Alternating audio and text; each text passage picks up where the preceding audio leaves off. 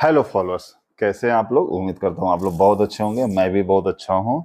Actually आज जो हम लोग टॉपिक लेके आए हैं बहुत इंटरेस्टिंग टॉपिक है, और ये टॉपिक उन लोगों के लिए है जो अपना घर का कंस्ट्रक्शन करवा रहे हैं और किसी ठेकेदार या किसी कॉन्ट्रैक्टर को अपना प्रोजेक्ट उन्हें देते हैं काम करने के लिए। तो हमें एक क्लाइंट होते हुए हमें किस चीज़ का मतलब बारीकियों से ध्यान रखना चाहिए।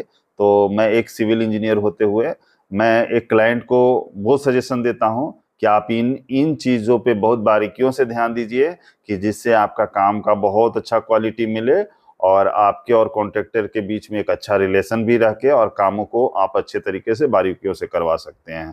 तो हम लोग टॉपिक पे बात रखने से पहले हम आपसे एक बहुत छोटा सा रिक्वेस्ट करेंगे कि आप प्लीज मेरा वीडियो को लाइक कर दीजिए और शेयर भी कीजिए कि जो ये वीडियो और लोगों को मिले और उनको ये इस चीज़ का फायदा मिले। तो एक छोटा सा रिक्वेस्ट है, आप कर सकते हैं तो प्लीज कर दीजिए। तो हम लोग चलिए अब समय को न बिताएं और हम लोग टॉपिक के ऊपर बात रखते हैं। तो देखिए, कंस्ट्रक्शन एक जो होता है ना, वो बहुत लंबा प्रोसेस होता है और कॉम्प्लेक्स प्रोसेस होता है। तो एक क्लाइंट के तौर पे कॉन्ट्रैक्टर के काम पे क्या क्या नजर रखना चाहिए, तो हम एक इंजीनियर होते हैं, मैं आपको कुछ पॉइंट बताता हूं, आप उस पॉइंट को आप नोट डाउन कर लीजिएगा और फ्यूचर में कभी भी ऐसा रहे तो आप ये पॉइंट के ऊपर आप खड़े उतरिएगा कॉन्ट्रैक्टर के बीच में। आप बिल्कुल देखिएगा, आपका काम का क्वालिटी बहुत बेहतर होगा और आपको बहुत अच्छा सुपरविजन भी करने में आपको मजा आएगा। तो चलिए, हम लोग का पहला पॉइंट क्या है, एग्रीमेंट और डॉक्यूमेंटेशन। तो आप कभी भी किसी भी प्रोजेक्ट में अगर आप काम करवा रहे हैं, किसी भी कॉन्ट्रैक्टर से काम करवा रहे हैं या किसी थर्ड पार्टी से काम करा रहे हैं, तो सबसे इंपॉर्टेंट होता है डॉक्यूमेंटेशन करना। आपके एक एग्रीमेंट एग्रीमेंट जो है, उस एग्रीमेंट का बहुत इंपॉर्टेंस रोल रखता है, क्योंकि कल हो के कॉन्ट्रैक्टर क्या बोल दिया और आप क्या बोल दिए तो इस चीज का एक विवाद होता है, समझे ना, बाद में बहुत बड़ी विवाद हो जाती है आपस में। मतलब समझ रहे होंगे कि मतलब एक कॉन्ट्रैक्टर और एक अगर बीच में एक प्रॉपर तरीके से रिटेन अगर एग्रीमेंट नहीं होता है तो आपसी मतभेद होने लगता है, विवाद होने लगता है। तो हम लोग ना चाहते हैं कि उस टाइप से हमको कल होकर परेशानी आना पड़े। तो हमको उसके लिए क्या क्या बारीकियों पे हम लोग को ध्यान रखना चाहिए, चीज़ों को ध्यान रखना चाहिए। तो सबसे पहला पॉइंट होता है एग्रीमेंट और डॉक्यूमेंटेशन। तो हम लोग एग्रीमेंट में क्या क्या पॉइंट हम लोग आइडेंटिफाई करते हैं, तो सबसे पहला है कि डिटेल कॉन्ट्रैक्ट होना चाहिए। जो एग्रीमेंट हम बना रहे हैं उसमें डिटेल कॉन्ट्रैक्ट होना चाहिए, जिसमें कि पेमेंट का शेड्यूल होना चाहिए प्रॉपर तरीके से, मटेरियल की क्वालिटी होना चाहिए, उसमें हर एक ब्रांड का नाम होना चाहिए, और माने हर चीज एक प्रॉपर, माने हमने जो डिजाइन बनाया है वो डिजाइन के आधार पे काम कर रहे हैं। तो हम लोग जो भी हम वर्क करेंगे एज पर ड्राइंग कर रहे हैं, तो उसमें हम लोग स्टील यूज करेंगे तो कौन सा स्टील यूज कर रहे हैं, तो मतलब हर चीज एक डिटेल वाइज होना चाहिए। सीमेंट कौन सा यूज कर रहे हैं, एग्रीगेट कौन सा, तो हर चीज एक डिटेल डिटेल वाइज होना चाहिए। और उसमें हम लोग जो कंप्लीशन डेट होना चाहिए कि हम लोग कंस्ट्रक्शन कब कंप्लीट कर रहे हैं, मैंने एक प्रॉपर तरीके से होना चाहिए। और उसमें पेनल्टीज वगैरह, अगर मान लीजिए कि कॉन्ट्रैक्टर अगर काम नहीं कर रहा है ढंग से, तो उसमें उसकी पेनल्टी क्या लग रही है वो सब चीज भी मेंशन होना चाहिए।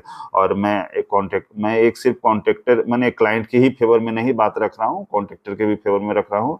अगर मान लीजिए कि किसी तरीके से अगर क्लाइंट की भी तरफ से अगर पेमेंट का कोई शेड्यूल में कोई भी अगर दिक्कत होता है, अगर क्लाइंट अगर प्रॉपर तरीके से पेमेंट नहीं करता है, तो एक कॉन्ट्रैक्टर को भी इस चीज की बहुत बारीकियां रखना चाहिए कि मतलब हमारे क्लाइंट की तरफ से क्या क्या इश्यूज हो रहा है, तो अपना कॉन्ट्रैक्टर भी अपने पॉइंट को उसमें मेंशन करेंगे, जिससे कि दोनों के बीच में आपसी मतभेद ना होवे, एक सरल भाव से काम साइट पे चले।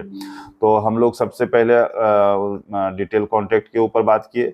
फिर हम लोग का हो जाता है BOQ, जिसमें बिल ऑफ क्वांटिटी, कौन सा काम कितने रेट में होना चाहिए, इसकी पूरी लिस्ट होनी चाहिए, ताकि बाद में रेट का कोई कंफ्यूजन नहीं रहे, कोई झगड़ा ना हो जाए, कोई मतभेद ना हो जाए।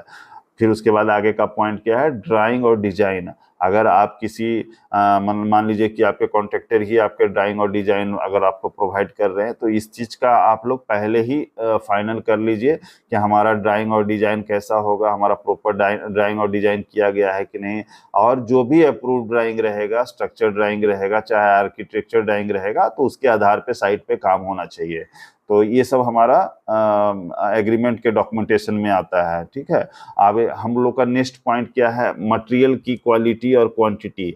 अगर मान लीजिए कॉन्ट्रैक्टर अक्सर पैसा बचाने के लिए क्या करता है ना, कि थोड़ा सा क्वालिटी में कॉम्प्रोमाइज कर लेता है और क्वांटिटी में भी कॉम्प्रोमाइज करता है, तो हम लोग को इसके ऊपर भी नज़र रखनी चाहिए। मटेरियल नज़र इस पे थोड़ी नहीं रखनी चाहिए, इसके ऊपर बहुत ज़्यादा नज़र रखना चाहिए। ये तो आपकी क्वालिटी ही सबसे इम्पोर्टेंट से है, जो आपकी बिल्डिंग की सारी चीज़ की मजबूती देती है। अगर आप इसके ऊपर नहीं ध्यान रखिएगा तो आपके क्वालिटी के कारण आपका बिल्डिंग ज़्यादा ड्यूरेबल नहीं रहेगा, बहुत जल्दी वो टूट जाएगा, फूट जाएगा, क्रैक्स आ जाएगा। तो ये सब चीज़ की हमें बहुत ज़्यादा बारीकियों से ध्यान रखना है। तो हम इसको पॉइंट में कैसे आगे हम कैसे मटेरियल की क्वालिटी और क्वांटिटी को हम लोग इम्प्रूव करेंगे, हम इसको आगे भी इस चीज़ को विस्तार में हम आपको बताना चाहेंगे। तो कॉन्ट्रैक्टर अक्सर क्या करता है, पैसा बचाने के लिए इसमें कॉम्प्रोमाइज़ करता है। तो हम लोग मटेरियल का इंस्पेक्शन करेंगे और जो भी ब्रांड का माने कॉन्ट्रैक्ट में जो लिखा हुआ रहेगा सिर्फ वही इस्तेमाल होना चाहिए। अगर वो नहीं हो रहा है तो आप उसमें उसके ऊपर कॉन्ट्रैक्टर के ऊपर आप इस चीज़ का पॉइंट रखिए, आप उनको बताइए।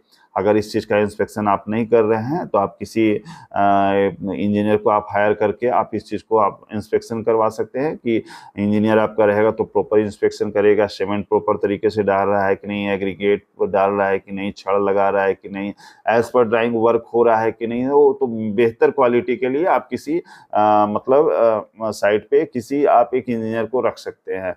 प्रॉपर तरीके से स्टोरेज कर रहा है कि नहीं, बारिश या धूप के समय में भी आप देखिएगा कि स्टील और छड़ कहीं ऐसे ही बाहर पड़ा हुआ है, उस मैंने बारिश में भी आपका स्टील है जो डायरेक्ट ग्राउंड पे रेस्टेड किया है, जिससे आपका रस्टिंग आएगा छड़ में। तो वो सब क्वालिटी को इम्प्रूव करने के लिए आप एक इंजीनियर को हायर कर सकते हैं। वेस्टेज का कंट्रोल करना है आपको, कि ज़्यादा हमारा स्टील वेस्टेज तो नहीं जा रहा है, ज़्यादा हमारा सीमेंट वेस्टेज तो नहीं जा रहा है। तो ये सब चीज़ को हमको क्वालिटी कंट्रोल करना है। कंस्ट्रक्शन का क्वालिटी और टेक्निक, अगर सिर्फ कॉन्ट्रैक्टर अगर भरोसे पे आप छोड़ेंगे काम को तो आपका काम पूरा खराब हो जाएगा। तो इसलिए आप उसमें इम्प्रूव करने के लिए आप उस पर नज़र रखेंगे। एक क्लाइंट को उसके ऊपर प्रॉपर तरीके से नज़र रखना चाहिए। सबसे इम्पोर्टेंट होता है क्यूरिंग। अगर आप कोई भी आरसीसी स्ट्रक्चर या ब्रिक वर्क कर रहे हैं तो बिना क्यूरिंग का कोई भी स्ट्रक्चर में आपका स्ट्रेंथ नहीं आएगा। तो आपको क्यूरिंग प्रॉपर तरीके होना चाहिए। मिक्स डिजाइन आपका प्रॉपर है कि नहीं, रेशियो प्रॉपर तरीके से मिल रहा है कि नहीं, कंक्रीट सैंड एग्रीगेट सबका प्रॉपर रेशियो मिल रहा है कि नहीं, एज पर ड्राइंग जो प्रोपोर्शन दिया हुआ है वो सब माने कॉन्ट्रैक्टर आपका पूरा कर रहा है कि नहीं कर रहा है। शटरिंग और बाइंडिंग, अगर आपका मान लीजिए कि शटरिंग आप जो भी फॉर्म वर्क यूज कर रहे हैं कंक्रीट के लिए, तो देख लीजिए उसमें आपका फॉर्म वर्क पूरा प्रॉपर तरीके से लगा है कि नहीं, कोई लीकेज है, प्रॉपर शटरिंग सपोर्ट दिया गया है कि नहीं, आपका जो छड़ बना गया है उसमें प्रॉपर स्टील का स्पेसिंग है कि नहीं, एक रिंग का पोजिशनिंग सही है कि नहीं, आपका एज पर स्टील यूज किया जा रहा है कि नहीं किया जा रहा है। तो ये सब चीज़ आपको बहुत बारीकियों से देखना पड़ेगा। कवर ब्लॉक लगा हुआ है कि नहीं, फॉर्म वर्क में शटरिंग वायल का यूज़ किया गया है कि नहीं। तो ये सब चीज़ आपको देखना इंपॉर्टेंस रखता है। एक क्लाइंट है जो आपको ये सब चीज़ को बहुत बारीकियों से देखना पड़ता है। अगर मान लीजिए आप इंस्पेक्शन नहीं कर पा रहे हैं तो आप एक इंजीनियर को हायर करके ये सब चीज़ को इंस्पेक्शन करवा सकते हैं। साइट मैनेजमेंट और सेफ्टी, आपको साइट मैनेजमेंट करना है कि जैसे मान लीजिए कि आपका मजदूर साइट पे जो मजदूर है वो प्रॉपर तरीके से आपका हेलमेट, ग्लोव्स या गम बूट वगैरह ये सब चीज़ का यूज कर रहा है कि नहीं। अगर फ्यूचर में उनके साथ कोई भी एक्सीडेंट होता है तो उसकी जिम्मेदारी एक कॉन्ट्रैक्टर के ऊपर भी आती है, क्लाइंट के ऊपर भी आती है। तो क्यों ना हम अपने काम को सही तरीके से कराएं, इम्प्रूव कर मैंने क्वालिटी बेस करवाने के साथ साथ हम लोग तो सेफ्टी को भी देखेंगे ना। तो ये सब चीज़ के लिए आपको ध्यान देना बहुत ज़रूरी है। अगर मान लीजिए आप पेमेंट का शेड्यूल आप प्रॉपर तरीके से कर रहे हैं कि नहीं, तो जो भी पेमेंट का शेड्यूल रहेगा आप उसका एक हिसाब बनाइए, आप उसका एक माइलस्टोन बनाइए कि जैसे हम उसको पेमेंट दे रहे हैं कॉन्ट्रैक्टर को तो एक माइलस्टोन के ही थ्रू देंगे। ऐसा नहीं कि कॉन्ट्रैक्टर कभी भी एडवांस पेमेंट ले रहा है, ज़्यादा मांग लिया और कल होके आप क्लाइंट उनके पीछे दौड़ रहे हैं, तो ऐसा नहीं है। एक माइलस्टोन बना दीजिए कि हम प्लिंथ लेवल तक कितना पैसा देंगे, हमारा मतलब कॉलम बनेगा, स्लैब बनेगा, हमारा ब्रिक वर्क होगा, प्लास्टर होगा। तो हर एक माइलस्टोन बनाइए और माइलस्टोन के ही आधार पे उनको परसेंटेज वाइज पेमेंट कर दीजिए। अगर मान लीजिए कि आपका कुछ भी अगर क्वालिटी में अगर गिरावट करता है तो आप उसमें उनका डिडक्शन कीजिए पेमेंट का, जिससे कि आपका क्वालिटी का इम्प्रूवमेंट करेगा। अगर आपका सुपरविजन अगर करवाना है तो आप एक इंजीनियर का मदद लीजिए। अगर आपसे प्रॉपर, आप तो एक टेक्निकल नहीं होते हैं, तो आपको टेक्निकल सुपरविजन के लिए आप एक इंजीनियर को जरूर रखें, हायर कीजिए। आपको कंस्ट्रक्शन की टेक्निकल नॉलेज नहीं है, प्रॉपर तरीके से नहीं है, तो एक इंडिपेंडेंट सिविल इंजीनियर को रखना आपको सुपरविजन के लिए बहुत जरूरी होता है। आपको भले ही आपका कॉन्ट्रैक्टर काम को चेक करने के लिए बोला है कि नहीं है, हमको मैंने किसी इंजीनियर की जरूरत नहीं है, हम लोग क्वालिटी बेस्ड काम करेंगे, आप उनकी बातों को मत मानिए। आपको एक इंजीनियर रखना ही चाहिए, जिससे कि आपको थर्ड पार्टी आप इंजीनियर रखेंगे तो उससे क्या है कि आपका क्वालिटी इंप्रूव होगा, वो हर चीज को बारीकी से देखेगा। तो इसमें क्या है कि आपका कंस्ट्रक्शन का क्वालिटी में बहुत ज़्यादा इंप्रूवमेंट आएगा और फ्यूचर में आपको लाखों का नुकसान से आपको बचा सकता है। कल हो के ऐसा नहीं होगा कि आपके बिल्डिंग में कोई भी प्रॉब्लम आ रहा है, आपका कंस्ट्रक्शन में कोई क्वालिटी में दिक्कत आ रहा है, तो ये सब चीज़ से आप बचेंगे। सुपरविजन के लिए आप एक इंजीनियर को रखना चाहिए आपको। लेकिन हम आपको एक छोटी सी भी सलाह देंगे कि अगर मान लीजिए कि ये सारे पॉइंट्स के ऊपर आप नज़र रखते हैं, तो सबसे क्वालिटी में अगर आप रखते हैं तो आपको सबसे लास्ट वाली पॉइंट ये रहेगा कि आप एक डायरी मेंटेन कीजिए साइट पे। और वो साइट पे डायरी में आप ये करेंगे कि जो भी आपको साइट पे कोई भी चीज़ों की कमियां दिखेगा तो आप उसको डायरी में आप मेंशन करेंगे, जिससे है कि कॉन्ट्रैक्टर आपको कल होके ये नहीं बोलेगा कि हमें आपने पॉइंट आइडेंटिफाई नहीं किया, आपने ये चीज़ बताया नहीं।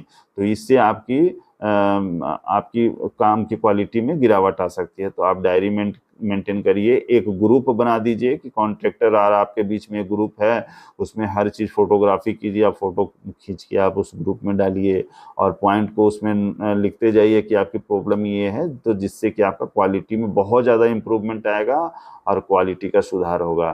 तो हम लोग आज वीडियो यहीं पे फिनिश करेंगे और आप ये सब पॉइंटों पे बहुत अच्छे से बारीकी से ध्यान रखिएगा, जिससे कि आपका काम का क्वालिटी में बहुत इम्प्रूवमेंट आएगा। अब हम लोग वीडियो यहीं पे फिनिश करते हैं। तो हम वीडियो समाप्त करने से हम आपसे एक छोटा सा रिक्वेस्ट करेंगे कि आप वीडियो को ज़्यादा से ज़्यादा शेयर करें, कि और भी लोगों को इस चीज़ का जानकारी मिलेगा और क्वालिटी बेस्ड काम करने में उन्हें मदद मिलेगा। तो मैं वीडियो यहीं पे फिनिश कर रहा हूँ।